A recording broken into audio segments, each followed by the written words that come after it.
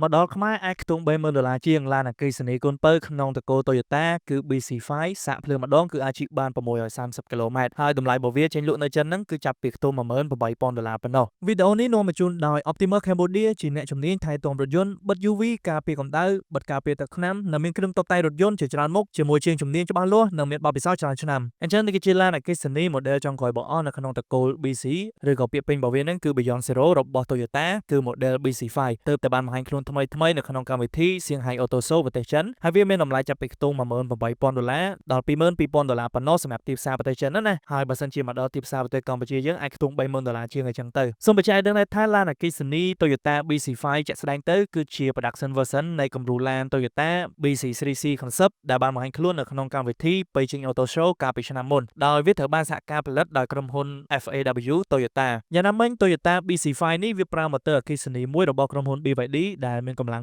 268សេសនិងកម្លាំងរមុលគឺ330 Nm ហើយដំណើរការដោយពងមួយនិងកញ្ចប់អាគុយប្រភេទ LFP Pellet Battery របស់ក្រុមហ៊ុន BYD ផងដែរដែលវាក៏គាំទ្រជាមួយនឹងការសាក់ភ្លើងល្បឿនលឿនពី 30% ទៅ 80% ហ្នឹងគឺចាយពេលត្រឹមតែ27នាទីប៉ុណ្ណោះហើយអាចបើកបរបានចម្ងាយសរុប630គីឡូម៉ែត្រនៅពេលដែលយើងសាក់ភ្លើងពេញម្ដងនិងអាចរត់ដល់ល្បឿន Top Speed 180គីឡូម៉ែត្រក្នុង1ម៉ោងបាននិយាយពីរូបរាងវិញឡាន Toyota BC5 នេះគឺវាមានការ design បែបកូនកាត់ខូបនឹង SUV ណាគណៈការតុបតែងទូខ្លួនរបស់វាបើយើងមើលទៅគឺស្តៀងទៅនឹងឡាន Toyota Prius ចំនួនចុងក្រោយដែរជាពិសេសហ្នឹងគឺនៅផ្នែកខាងមុខតែម្ដងជាមួយនឹងការបំពាក់សំណុំចង្កៀងមុខ LED ដែលរចនាដោយតកៀបក្តាមណានិង stop ក្រោយរបស់វាគឺ design លាតពេញផ្នែកខាងក្រោយជាប់គ្នាមើលទៅគឺស៊ីវិល័យនិងស្អាតមែនទែនអញ្ចឹងនៅផ្នែកខាងមុខនេះវាក៏មានបំពាក់ជាមួយនឹង sensor និងកាមេរ៉ាមុខមកគ្រាប់ផងដែរអញ្ចឹងកាមេរ៉ាវាគឺជាប្រភេទ360 degree ហើយនៅលើដំបូលផ្នែកខាងមុខរបស់វាហ្នឹងក៏មានបំពាក់ជាមួយនឹង LiDAR ដែរដែលវាដើរតួជាប្រព័ន្ធសុវត្ថិភាពណាពាក់ព័ន្ធជាមួយនឹងផ្នែកខាងមុខនេះដដែលគឺកាំងខាងមុខមកកណាត់ខាងក្រោមរបស់វាហ្នឹងគឺវា highlight ជាមួយនឹងពណ៌ខ្មៅរលោងអញ្ចឹងណាហើយដំបូលរបស់វាក៏ដូចជាកញ្ចក់ចំហៀងហ្នឹងគឺលេងពណ៌ខ្មៅរលោងដូចគ្នាដែរ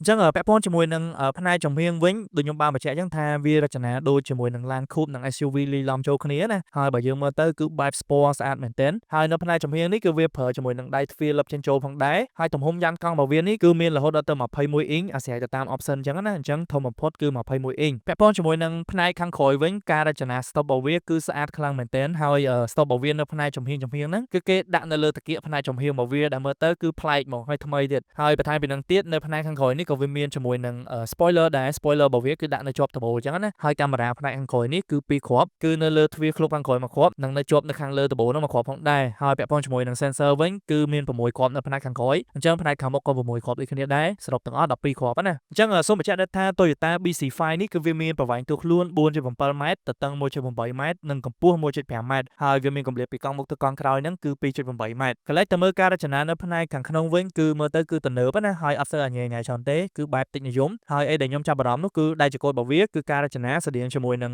Toyota BC4X ក៏ដូចជា Toyota Prius ចំនួនចុងក្រោយផងដែរហើយពាក់ព័ន្ធជាមួយនឹងប្លុកបញ្ជាផ្នែកកណ្ដាលអីយើងមើលទៅគឺតិចនិយមណាមានតែចង្កឹះលេខអេឡិចត្រូនិកមានប្រាំងអូតូហូលនិងប្រាំងដែរអេឡិចត្រូនិកប៉ុណ្ណោះយំទៅគឺតិចមែនទែនហើយផ្នែកកណ្ដាលហ្នឹងក៏មានជាមួយនឹងកន្លែងសាកថ្មទូរស័ព្ទអត់ប្រើខ្សែហើយក៏មានជាមួយនឹងរុនសាកថ្ម USB-C ផងដែរអញ្ចឹងពាក់ព័ន្ធជាមួយនឹងអេក្រង់កំសាន្តផ្នែកកណ្ដាលនេះគឺជាប្រភេទ touch screen ហើយទំហំរបស់វាគឺធំមែនទែន 15.6 អ៊ីងអញ្ចឹងធំមែនទែនហើយពាក់ព័ន្ធជាមួយនឹងកុងទ័រ digital របស់វាវិញគឺគេដាក់នៅលើតាបឡូអញ្ចឹងមើលទៅក៏ប្លែកម្យ៉ាងដែរហើយពាក់ព័ន្ធជាមួយនឹង Toyota BC5 នេះក៏វាមានបំពាក់ជាមួយនឹងពងសុវត្ថិភាពរហូតដល់ទៅ9គ្រាប់ក៏ដូចជា speaker Mac JBL នឹង10គ្រាប់ផងដែរហើយក្នុងនោះក៏មានជាមួយនឹងប្រព័ន្ធភ្លើង dim ambient lighting រហូតដល់ទៅ256ពណ៌ទៀតផងចំណុចពិសេសមួយទៀតដែលខ្ញុំចង់menសិនដែរគឺ Toyota BC5 គឺវាមានបំពាក់ជាមួយនឹងប្រព័ន្ធជំនួយការបើកបរកម្រិត2មានន័យថា level 2A ដែរដែលក្នុងហ្នឹងជាទូទៅមានជាមួយនឹងប្រព័ន្ធប្រាំងអូតូមានបល្លាញ់ sport មានចាប់កន្លងផ្លូវចាប់អីចឹងទៅអញ្ចឹងមុខងារវាមានច្រើនពាក់ព័ន្ធជាមួយនឹងកៅអីរបស់វាវិញគឺជាប្រភេទកៅអីស្បែកចុចអូតូសងខាងហើយយើងមើលទៅការរចនាការ design របស់វាគឺ highlight ពណ៌ក្រហមលេងពណ៌ក្រហមពេញកាប៊ីនខាងក្នុងនិយាយទៅមើលមកគឺ sport ហ្មងហើយផ្នែកខាងក្រោយក៏តលាយដែរបើទោះបីជាឡាននេះវាការ design រៀងកាត់បែប sport ក៏ដោយប៉ុន្តែផ្នែកខាងក្រោយតលាយដូចបងប្អូនឃើញអញ្ចឹងសូម្បីតែនៅលើដំបូលក៏រៀងខ្ពស់កន្លែងដាក់ជើងក៏សល់ច្រើនមានជាមួយនឹងរុនម៉ាស៊ីនត្រជាក់មានកន្លែងដាក់ដៃកន្លែងដាក់កែវទឹកមានរុនសាកថ្មទូរស័ព្ទនៅផ្នែកខាងក្រោយហ្នឹងហើយក៏មានបំពាក់ជាមួយនឹងដំបូលកញ្ចក់ធំ panoramic sunroof ផងដែរចំណុចមួយទៀតដែលខ្ញុំចាប់អារម្មណ៍នោះគឺពាក់ព័ន្ធជាមួយនឹងខ្សែក្រវ៉ាត់ណាអញ្ចឹងខ្សែក្រវ៉ាត់ឡាននេះគឺគេប្រើពណ៌លឿងហ្មងយើងទៅស្រស់មែនតើកាប៊ីនខាងក្នុងរបស់ឡានមួយនេះអូខេតែយ៉ាងណាក៏ដោយពាក់ព័ន្ធជាមួយនឹងថ្ងៃចេញលក់ជាផ្លូវការក៏ដូចជាពេលណាមកដល់ទីផ្សារប្រទេសកម្ពុជាយើងគឺអត់ទាន់ដឹងទេគ្រាន់តែថានៅចិនគឺ គឺគេធ្វើការ pre-sale ហើយតម្លៃដូចខ្ញុំបានបញ្ជាក់អញ្ចឹងចាប់ពីខ្ទង់ 18,000 ដល់ 22,000 ដុល្លារប៉ុណ្ណោះសម្រាប់ទីផ្សារប្រទេសចិនហ្នឹងណានៅក្នុង pre-sale របស់គេហ្នឹងអូខេអញ្ចឹងចំពោះបងប្អូនវិញយល់យ៉ាងណាដែរចំពោះឡានអគ្គិសនីរបស់ Toyota មួយនេះជួយ comment នៅខាងក្រោមផងហើយកុំភ្លេចចុច share វីដេអូនេះនិង follow page ម្នាក់មួយផងអរគុណ